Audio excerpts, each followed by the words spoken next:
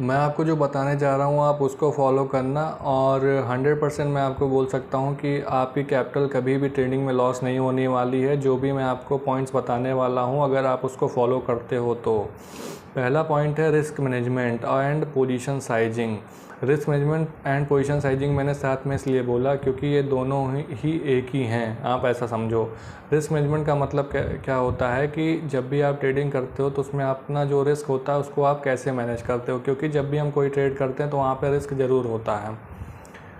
तो यहाँ पे हमको करना क्या है कि जब भी हम कोई ट्रेड कर रहे हैं तो वहाँ पे अपना जो रिस्क परसेंटेज है वो फ़िक्स रखना है, मतलब रिस्क हमको फ़िक्स रख के चलना है।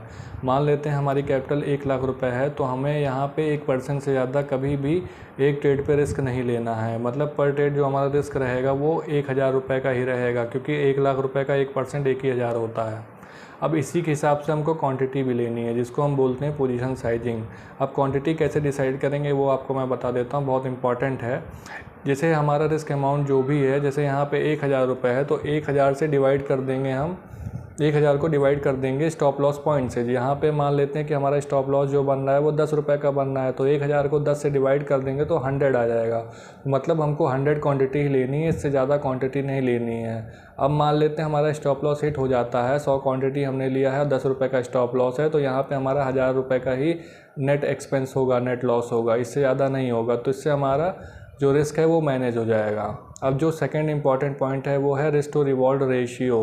रिस्क टू रिवॉर्ड रेशियो का मतलब होता है हम जितना रिस्क लेते हैं उसके बदले हम कितना रिवॉर्ड लेते हैं। अगर आप 1000 रुपये का रिस्क ले रहे हो तो आपको मिनिमम 1:1 तो लेना ही चाहिए। मतलब 1000 रुपये का रिस्क ले रहे हो तो 1000 रुपये का आपको टारगेट रखना चाहिए, या अगर आप 1000 का रिस्क ले रहे हो तो मैं आपको सजेस्ट करूँगा तो 2000 रुपये का यहाँ पे आप टारगेट रखो। 1:2 रिस्क टू रिवॉर्ड रेशियो आप फॉलो करो।